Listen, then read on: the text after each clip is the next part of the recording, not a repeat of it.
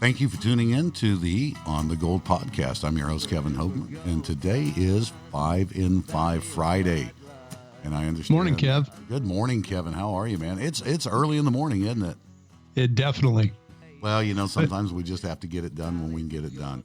That's All right. So you told me that you want to do the 5 in 5, and the last time you set me up with metal detecting questions. So where are we today? Well, it's actually even better. So this 5 on 5 is on you. People have asked to give them a little background on you. So what I did was put together some questions that can allow you to go anywhere you want about your, vision, your passion for mining. Well, all right. I'll agree to that. Good. As long as you know that there may be some questions that I am contractually unable to answer. Nice, okay. Nice. Yeah, give it the standard government ploy, right? Exactly. Right. All right. Okay. Well, let's jump into it. Yeah, let's jump in. You've been a prospector, a miner, an industry professional for over 40 years. How did you get started, and how have you been? How has it been through those 40 years in the industry? Oh, wow, that's a great question. Well, how I got started, or where I learned about gold and really learned about gold, was when I was just a little kid, and my family used to take these weekends and we would go out into the desert or go into different places. This is when I lived in Southern California. We would go out in the desert and spend the weekend out there, and I would just go traipsing around the desert. This was out around the Ridgecrest area, Hansberg Ridgecrest area, that area through there. And I saw this little dust cloud coming up, and I came up over this ridge, and there was this little cha-chunk, cha-chunk, cha-chunk, cha-chunk, and the guy was out there using an old bellows dry washer. I had no idea what it was, and I just stood there because I was just amazed. And I would take a few steps and get closer and closer, and he'd looked over at me and he acknowledged me, and so I got closer and closer, and he shut down. He started doing a cleanup, and I don't know. By this time, I was about probably 6-7 feet away, and he had this old wash tub, and he was panning his concentrates, and he called me over, and he said, "Come here, kid, take a look at this." And I walked over, and he had this pan, and he showed me the black sand in the pan. I went, oh okay, it's like, all right, whatever. Yeah, not overly impressed at that point. But he swirled that pan, and the black sand broke, and they just had this beautiful line of gold in there, just this absolutely gorgeous line of gold. Wow. And he looked at me and he said, "Do you know what that is, kid?" And I went, and I looked up and I went, "Gold?" I had an idea what gold was.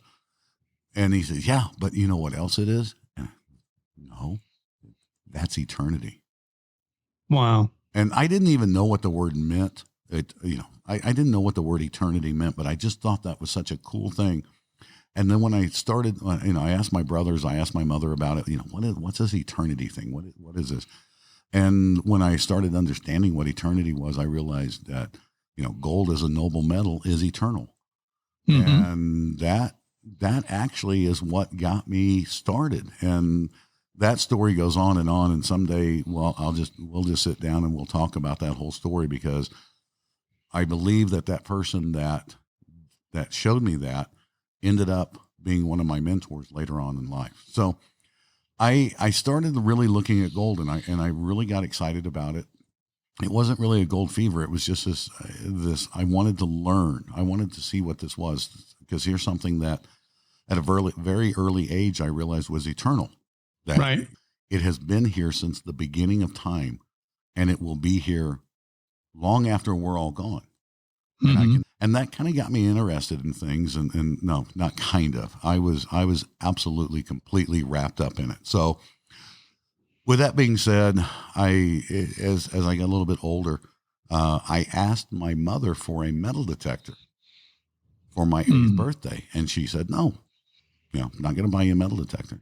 But what she did do was buy me a kit, a metal detector kit. And I put that kit together, and he just was fascinated, absolutely fascinated with it, that I could find her car from about 1.5 feet away. I was amazed, but at the same time, I just thought in my head, this could do better. This could do better. And, when you've got those kits like that, you can go in and you can play with different things. And this was the full kit where you got to wrap your own coil and you got to do all the other things. And I will say I probably took that thing apart and put it back together 40 or 50 times. And then, as I got older, I just stayed in that. I just stayed with that. So, that was pretty much the start. Right. But, you've done all facets of mining, though.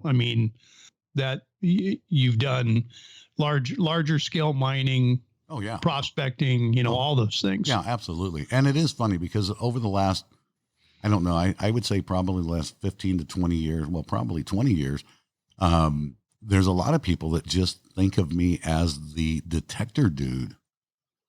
Because I do a lot of training seminars and I've taught a lot of people about metal detecting and so on, because I was fascinated. I've always been fascinated with the technology of that end of it and how all of that works.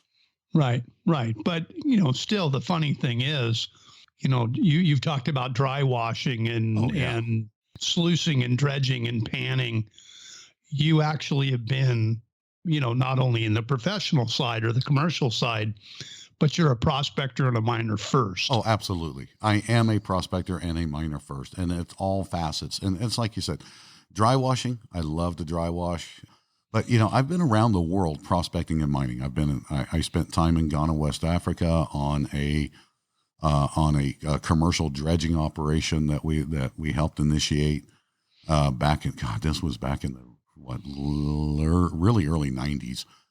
So I've been to West Africa. I've done dredging projects there. I've worked on large scale mining operations. I've spent a lot of time underground, and I love being underground, to be honest with you.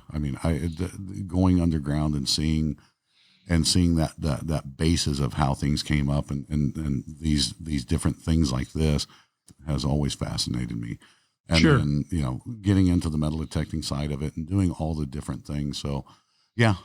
I am a prospector and I am a miner, and I've done everything in prospecting from swinging a gold pan to running a Nessie, the big cutting wheel dredge. And that's more commercial, but anything from panning to sluicing to high banking to dredging to dry washing to fine gold recovery, tabling, everything. Right. Well, and you talked earlier about, gaining all that knowledge and learning. I think your passion, at least from my interactions with you, is your passion has always been to teach others. Explain that passion. I am a firm believer that you simply cannot keep what you are not willing to give away. I learned that when I was a little kid, and I have always been that way. Mm-hmm. So when I started really becoming successful prospecting and I started learning a lot of different things, and I had great mentors, I surrounded myself early on with people that were willing to teach. As I became better, I realized that, I've got this great amount of knowledge, but I'm not going to be able to keep it if I'm not willing to give it away. Wow. And I started training. I started teaching people at one point in time. Just on the metal detecting side alone, working with MineLab, one of the jobs that I did was dealer training and teaching dealers all across the United States on how to use the entire line of MineLab metal detectors. Right. And more importantly, at one point in Prescott Valley, when I lived up in Prescott Valley, we had the MineLab Training Center, and dealers would come in from around the United States, and also the public would come in. And I would hold trainings, and we'd go out in the field and different things.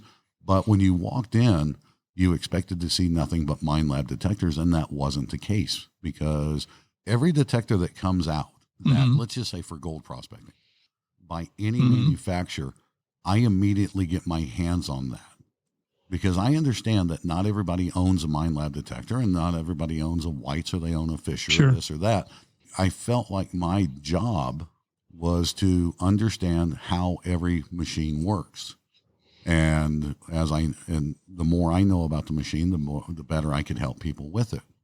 Sure. And that has always been a big goal for me. That understanding how everything works from every manufacturer. And I think some of that goes back to my oil field days. I was an NDT inspector, and with that being done, my job was electromagnetic and gamma radiation inspection.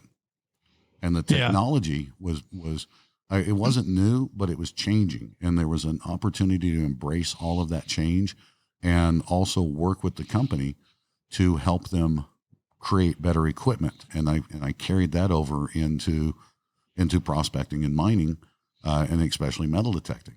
Sure. It was an opportunity to be able to say to any company that I was doing field testing for this or that or whatever, even in my years with MineLab, to say, this works, but it could work better if you could do this. Right. So kind of even in the technology, even in MineLab and other, in the metal detecting industry, your thought was always, if we could just push the technology here, that would be, a huge boon to the industry, because you were a detectorist. Oh yeah. And you always had that technology, and you were always trying to push that technology to get more. So, I think that's really, at least, you've mentioned it. Is that where you were kind of going with, especially in MineLab, pushing the technology? I've always been about pushing technology no matter what it is, because if it's good, it can be better. If it's better, it can be great. And if it's great, it can be superior to anything and everything that's out there. Right. And I think when I break it down to the simplicity of how that works, when a lot of times when a machine comes out, it can always be improved, because when I tell you what, I'm going to use an example. When the original MineLab Xterra line came out, so you had the 30, 50, and 70. And the 70 was a good gold machine, and it was the first true digital detector, or it had digital processing in it. Mm-hmm. It was really good, but it could be better. And there was a handful of us that worked directly with the team in Australia. And what was great about it is that they implemented just about everything that we were talking about and created the 705. And the 705 went from being a good machine, or the 70 went from being a good machine to the 705, which was an absolutely great machine.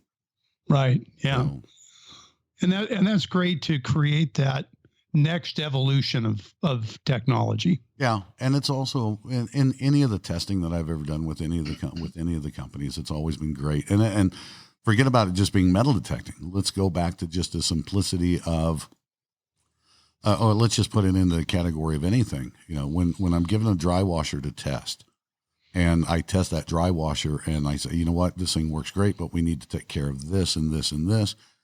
And they implement those changes, and it goes a little bit better. And I'm not saying that I'm not saying in any way, shape, or form that I have all the answers. But if I'm testing something and a couple of other people are testing something, and we all have our very specific items that we really want to have the company address, and they make those changes, and it goes from being a good unit to being a great unit, then yes, I mean, to me, that's very rewarding. Because now you, as a prospector that's out there and a small scale miner, you buy this piece of equipment, you're going to be able to have better recovery with less effort and so on like that. So to me, that's what a lot of it has always been about. And Sure. Then on those sides, being able to teach people about some of that stuff.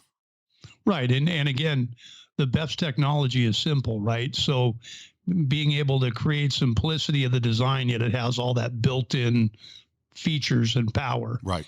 Right. And now you can train people more easily. Absolutely.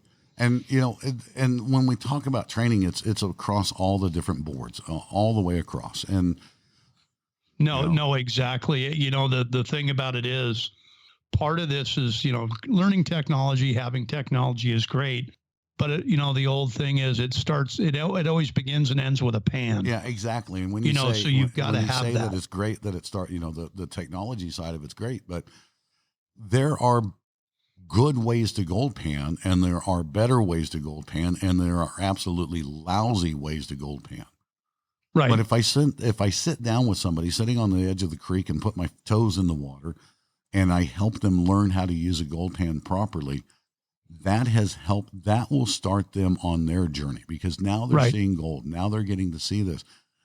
And I've got people that I worked with 25, 30 years ago that are still calling me and still sending me pictures and just showing me the different things that they're doing as they've progressed.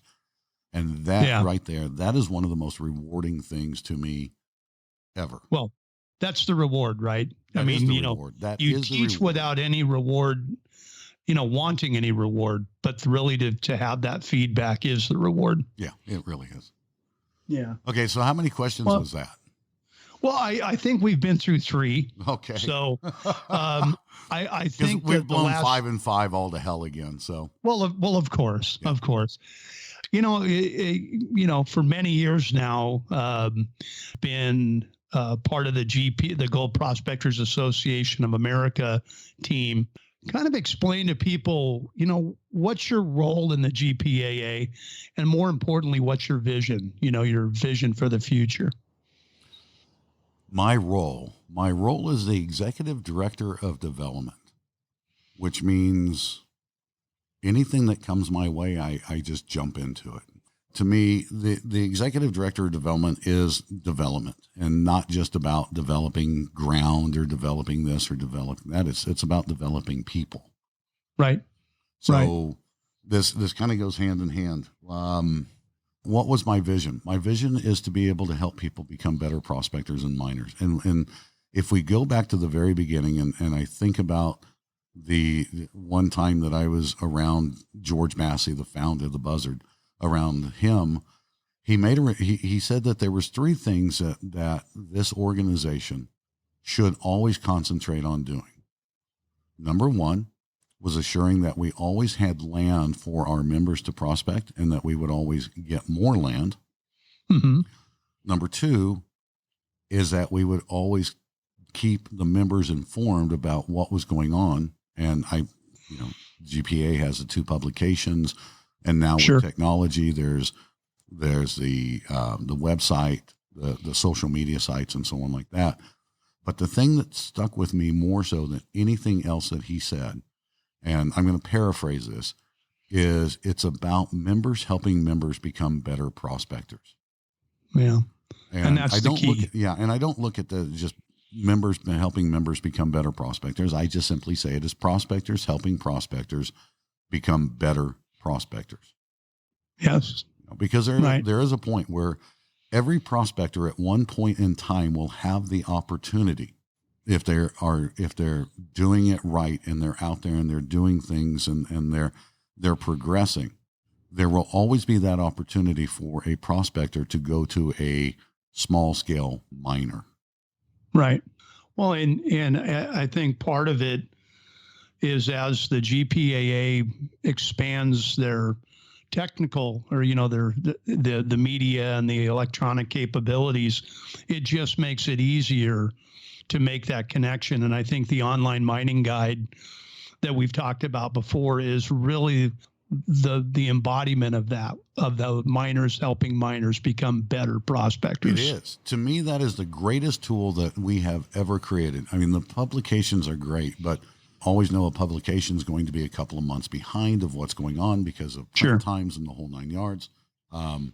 The actual GPA mining guide, incredible tool, but the online mining guide became this incredible tool crowdsourced by prospectors helping other prospectors. I have spent so much time working on the online mining guide and working with members and helping them understand it.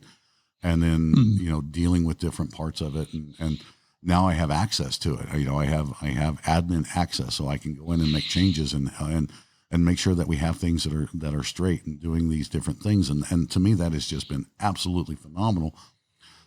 Right. It's crowdsourced. It's instantaneous information. If you're sitting there and you're looking at a claim and somebody's out there on that claim right now and they post a report or something, it pops up while you're sitting there looking at your computer and you'll see it. So that, it can be that fast. It's real time. Right. Well, and kind of along that technology, the changes in technology and the speed of technology, you've recently updated your website to include some new some new technology. So kind of give people an idea of where you're headed, Okay. talking about your vision. Okay.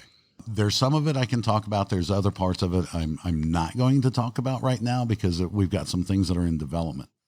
There was a conversation a while back about just doing some things, and Brandon and Greg have given me an incredible amount of leeway to be able to just like create different things and so on like that.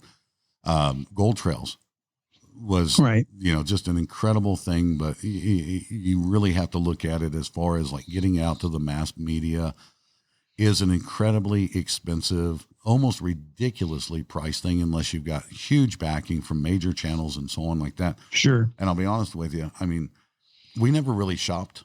Gold Trails out there because the industry and that part of the industry was looking for two things. They were looking for huge amounts of drama. And I'm not knocking it because it is entertainment and it is entertainment and people do learn things. And I will tell you that some of those gold shows that have been out there have done a really good job about bringing people into the industry.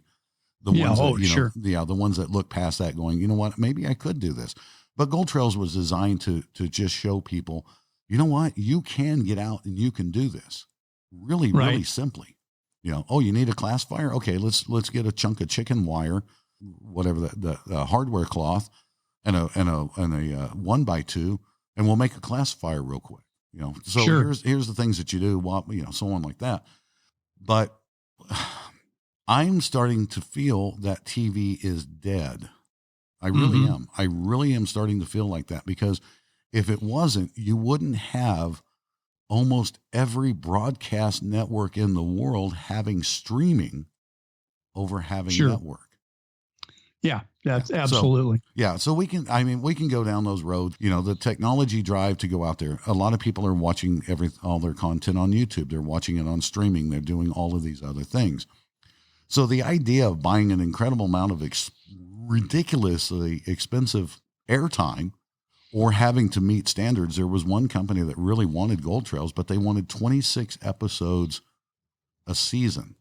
And seasons are basically gone, but we're talking about making 26 episodes plus being able to be in production to go into the next 26. So that means at that point in time that would have been the full-time job.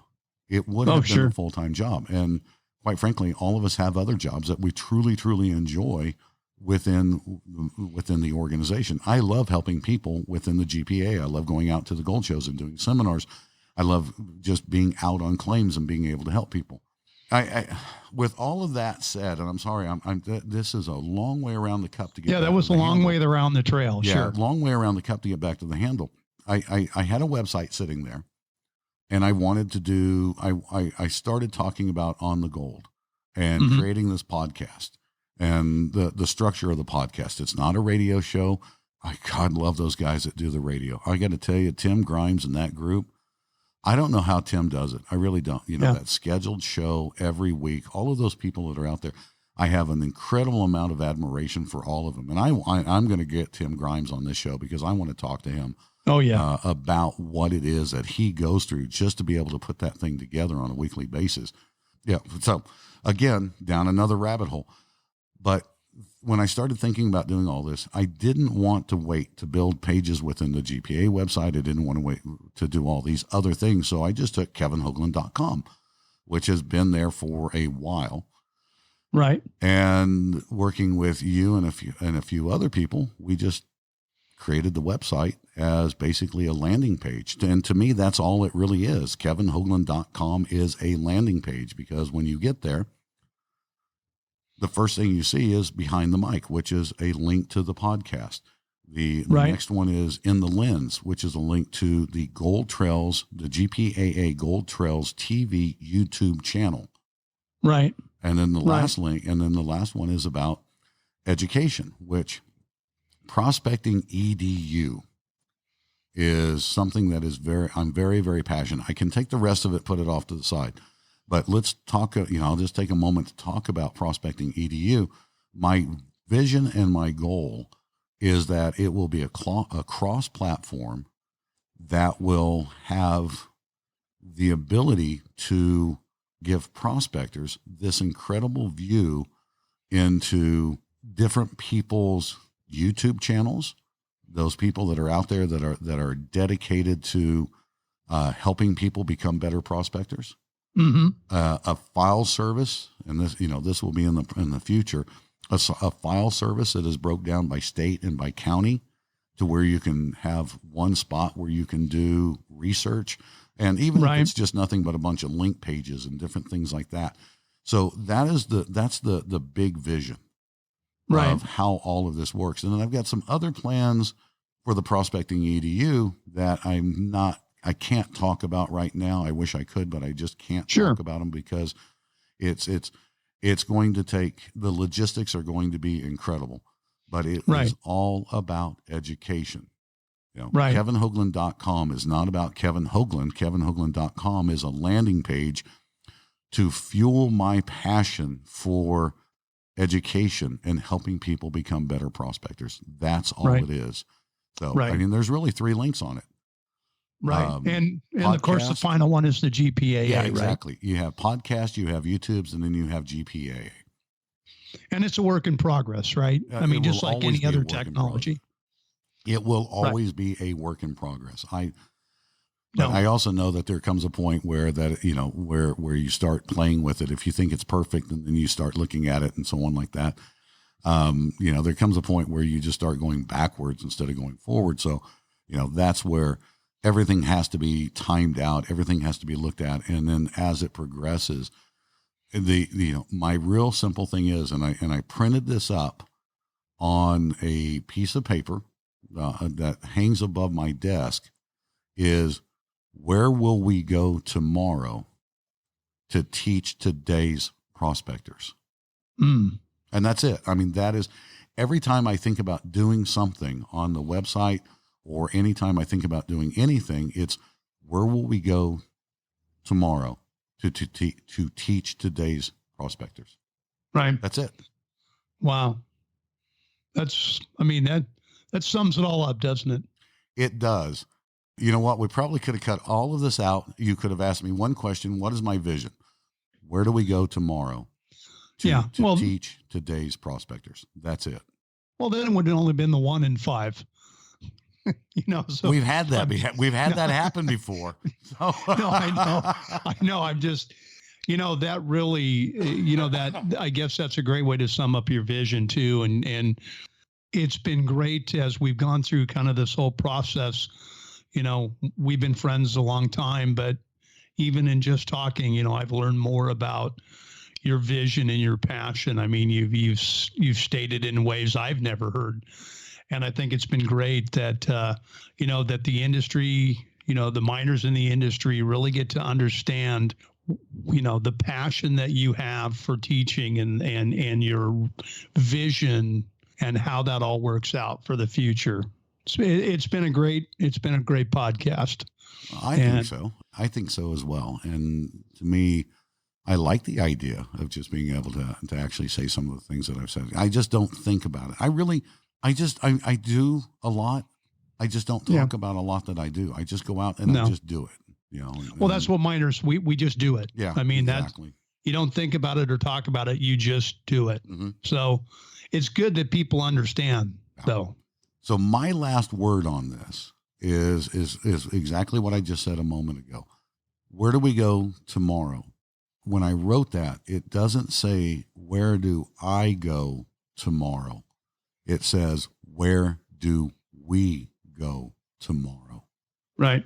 So anybody that's out there that's listening to this, that has been in this industry, that has a great knowledge, please help other people. It really is. At the end of the day, and if you've never watched that smile on somebody's face when they found their first nugget, or they've seen their first gold in a gold pan, or they've done these different things that took them from this level to that level. The guy that starts out with a gold pan and he's doing so well and he's learning about gold that now it's time to move to a sluice because now he can do this and he understands what happens. Right. Those are the greatest rewards that any of us could ever have that teach. And again, those that do, those that don't, those that can't teach. I like I said, I hate that. No. Because those that do, and those that do teach as well. Right. And that's our be. role. Yeah, that's our role as miners. Yeah, it is our role.